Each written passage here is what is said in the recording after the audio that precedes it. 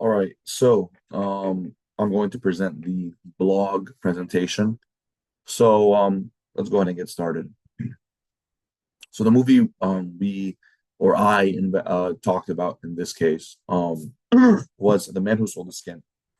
It's a movie directed by Kauthar Ben Hania. It was released on April 2nd, 2021, and it was produced in multiple countries, including Tunisia, France, Belgium, Germany, Sweden. And this movie details the struggles that a Syrian refugee must face between his livelihood and dignity. He chooses to give up control of his body as a work of art in order to be with the person that he loves. So, interestingly, this movie was released in 2021. The Syrian civil war, the bulk of it at least, occurred, I believe, from like 2011 to 2024. So it's just interesting that they sort of developed this movie towards the latter end of this civil war conflict. But I guess no one at that time knew that it was going to end in 2024. So it's just interesting. So the core issue at hand that I identified was the issue of dignity, identity, and livelihood. So over the course of this movie, we see the main character Sam Ali face the dilemma between these three ideas. In the beginning of the movie, Sam Ali is young, charismatic, and he's not afraid to express himself in his own country.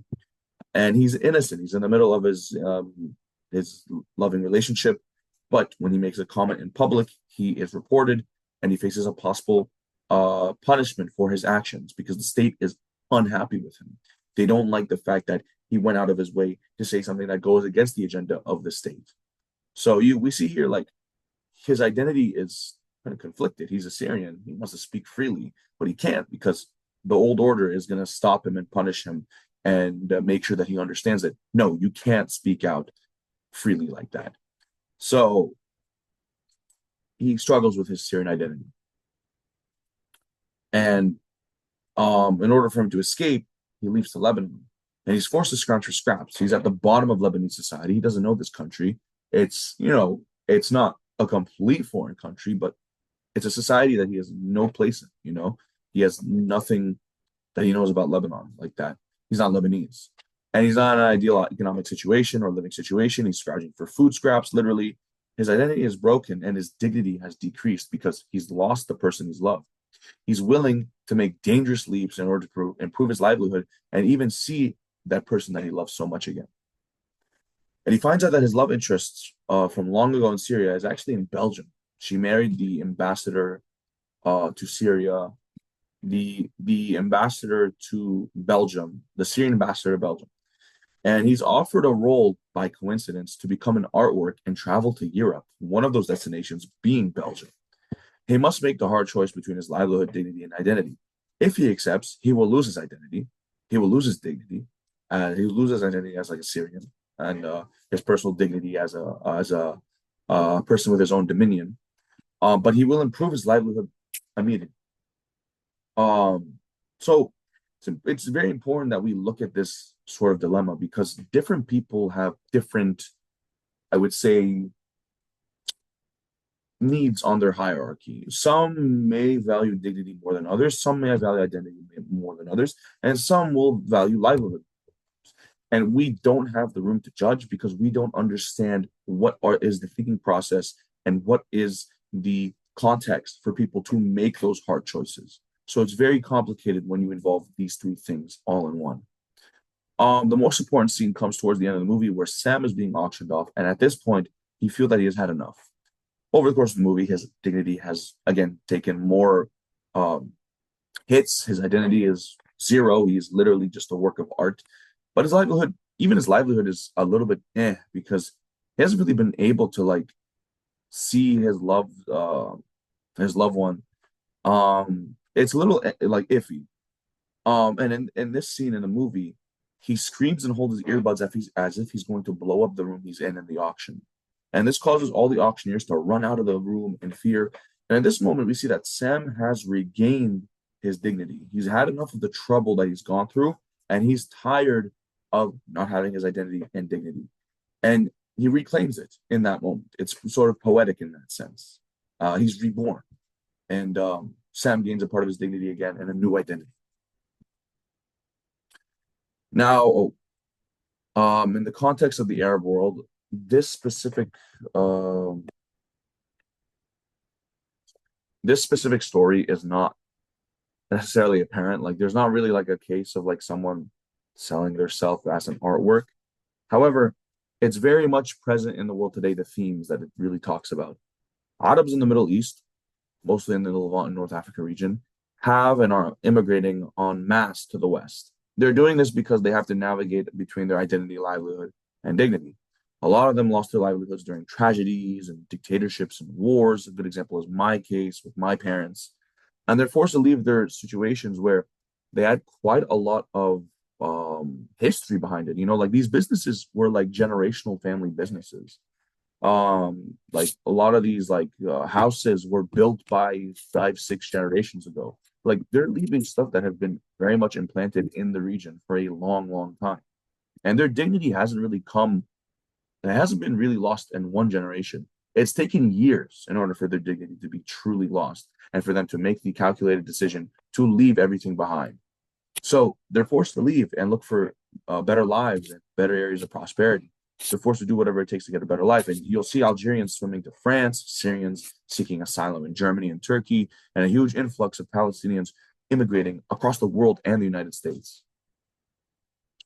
A real, a real world example of refugees selling their dignity, like how Sam Ali did, in a similar sense, is the organ black markets that exist in the Middle East. In Lebanon, black market dealers approach Syrian refugees with the prospect of money so that they can sell their internal organs and get to Europe.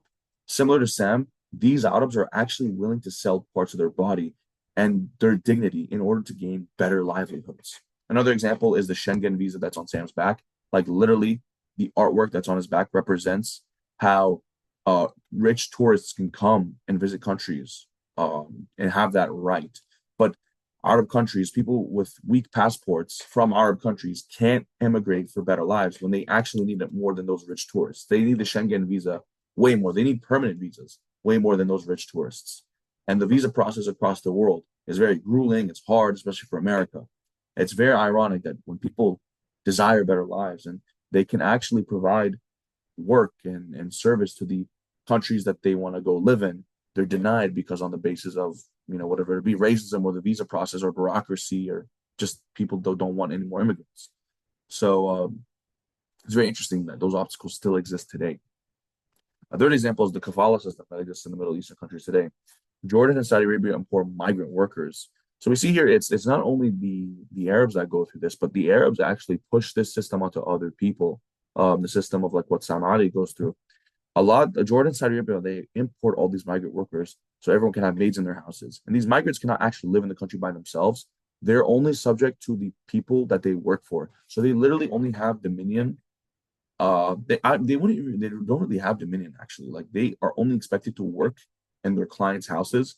And if their work is up, they're given some rights, but if their work is up, they're basically done. They have all like they cannot just live there by themselves. It's very hard for them to function in that society anyway by themselves.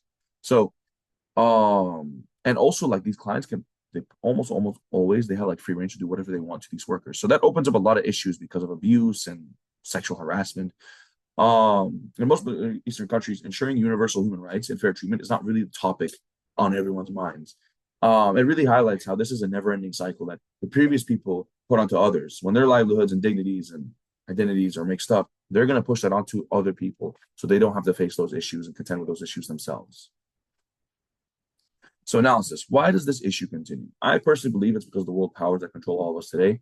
It's no secret that we are at bay of Western interests and Western hegemony.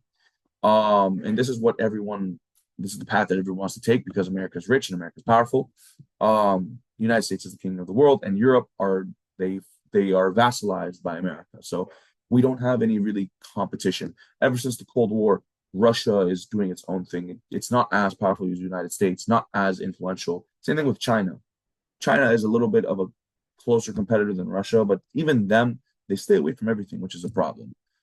Which this leaves the door open for America to do whatever they want. Asia, Africa, South America are openly influenced by America and do whatever they want. Um, so yeah, exactly. And when I mention all of this, I'm really referencing Iraq, Afghanistan, Syria, Yemen, Libya, and more. Even like back then, you could talk about Guatemala and Chile. Like those were openly influenced by American interests, and their countries were made worse because of those American interests. A lot of South American countries, not just those two I just said. All these conflicts today in the Middle East can be traced back to the Cold War and the influence of Western powers. For example, let's look at Syria. Syria was never a country that was there. It was more of an identity of people labeling their collective land as the Sham region. They were a province under Rome, Caliphates, Ottomans, and most recently France. They did not have, oh, wait, is this a, yeah. So they did not have a time like Europe where they were allowed to form a cohesive and identity. Like they don't really have a history per se. They have a history under many empires, but a history of Syria itself doesn't really exist. So they were a beta fascist and nationalist influence when they eventually did become a country, and they had no time to undergo this process of democratization. It's very early. So looking at European kingdoms, they underwent a natural democratization, starting from a complete totalitarianistic worldview to a democratic society. There was some examples of 20th century return to totalitarian and nationalist and authoritarian ideas, such as with Nazi Germany and fascist Italy. However, the vast majority of countries developed from totalitarianism to democracy somewhat. So Syria did not have time to develop this. They're very recent. They're very new as a country by itself. So they were going to go straight away to fascist ideas with the Ba'ath Party. And to people that did not understand what an ideal democracy should look like, this sounded easy. Like the Ba'ath Party and fascism and national identity, it's easy. Like who cares? We're all Syrian. We're all 100% homogenous for the most part. You know, we don't like anyone else. So let's just govern. Let's have one guy take over everything forever, be king of life, and you just take care of it. I mean, that's what we're used to. We're used to answering to the overlords of France and the Caliphate and Ottoman Empire. We'll have our own Syrian overlord, but this is not good because if you're given this ability to govern yourself and you just select this option straight away, you're gonna screw yourself in later in history. So the Syrian people made themselves a king, like Assad, and realized quickly that this was not the way. By then, it was too late. So when we look at Syria, the story is similar in other Arab countries. It's not just Syria. There's a promise there, and initial leaders promise to be fair leaders. They're charismatic. They have ideas and views of kings, but they have ideas. They have these ideas. They want to rule this land. They don't have any interests in really serving for the good of the people. They just want to maintain power for as long as they can. So new power that's unchecked and left on a plate will be taken by whoever is most determined, hungry, and opportunistic.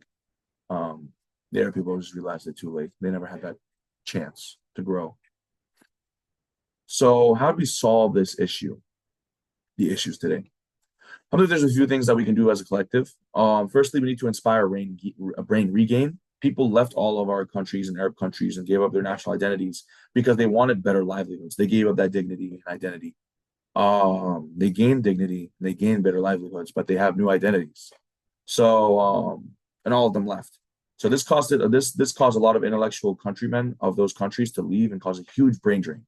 There are hardworking Arab intellectuals and capable people who are living in Europe, South America, North America, Asia. They need to be brought back to their countries and provide that talent to the good of the people and the good of countries, of their own countries. But they need promises that it will be different. It will be different this time. There won't be stealing, corruption, bad wages. There will be fair compensation, fair government, the ability for vertical leaps in the class structure. We need to make sure that it's possible by making our leaders remove corruption and re-educating the public on why it's important that we minimize the burden of bureaucracy. We don't really need good leaders per se, but we need leaders who actually care about, how can we make this place better, even if it's for selfish interests. Like if they want to make more money, fine, but at least get the idea of brain regain involved so professionals can come back and we can start making this society a little bit better. Another method that we should use is to fix the government process. That's also another thing we should do, obviously. We need to use the example that the West uses and establish a separation of powers, democracy. We need to increase power to the people by allowing active democratic participation, fair elections, no corruption. Again, extending bureaucracy to the citizens so they can feel that they can feel that they're at power of the government's change and growth. Mediate disagreements with conservations instead of political purges. We don't want political purges like the hundreds that have occurred in Arab countries and coups. We need to go to universities, inspire students to become more active within the government. The youth need to be persuaded to stay in these countries, otherwise they will just leave, brain drain. This will take huge sacrifice from the current regimes and governments to give up a lot of their power and a lot of people to have a say in the country. It will take the motivation from the people it will take motivation from the government leaders, but also mostly the people in order for them to do this, to speak out and make it clear to the leaders that the people may not agree on every policy, but they agreed that the people should have a voice and freedom to lead themselves. No kings, no dictators, and no personalities that ruled for 30, 50 years. Now, is there evidence of this solution? In Jordan, yeah. In Jordan, this company Maktoub was founded by Ahmed Nassif. He was an individual who went to Silicon Valley to learn technology, and then he brought back the innovations back to the Arab world. It's a key example of brain regain, where high-status intellectuals return to their countries to make them better. In Saudi Arabia, their universities have reached out to recruiting Arab scientists from the West by offering them their facilities, fundings, and opportunities. In Tunisia, they tweaked their constitution in 2014 after the revolution and brought many benefits to the people, important gains like the increase and focus on women's rights, which historically has been underfocused in Arab countries. The National Dialogue Quartet won the Nobel Peace Prize because of this great democratic process. Across the Arab world during the Arab Spring, youth movements and social media were everywhere. While the overall movements may not have been successful, it proves that the youth and the people of the Arab world were willing to change their fates and make huge strides. So yeah, here are my sources, and that's my blog presentation. Thank you.